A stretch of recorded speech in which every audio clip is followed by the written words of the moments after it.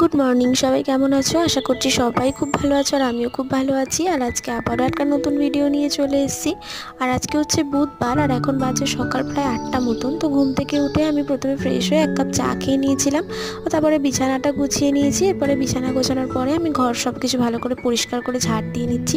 তো তারপরে আমি এখানে স্নান টান করে ঠাকুরের বাসনগুলো ধুতে চলে এসেছি। ঠাকুরের বাসনগুলো ধুয়ে নেব, তারপরে ঠাকুর ঘরটাকেও পরিষ্কার করে আমি এখানে সুন্দর করে পুজোটা দিয়ে নিয়েছি। তো দেখো, এখানে আমার পুজো দেওয়া প্রায় কমপ্লিট হয়ে গেছে। তো তারপরে আমি ব্রেকফাস্টটা করে নেব। ব্রেকফাস্ট করার পরে টুকটাক যেটুকুনি যা ঘরের কাজ থাকে সেগুলো সব কমপ্লিট করে নেব।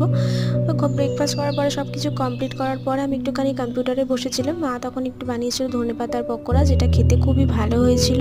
তো তারপরে দেখো, খাওয়ার পরে একটু কাজ করছিলাম। তো তারপরে দুপুরবেলা লাঞ্চ নিয়েও চলে এসেছি। আর যাই হোক, আজকের ভিডিওটি এই পর্যন্তই। তোমাদের কেমন লাগলো সবাই অবশ্যই কমেন্ট করে জানিও। চ্যানেলটিকে সাবস্ক্রাইব করে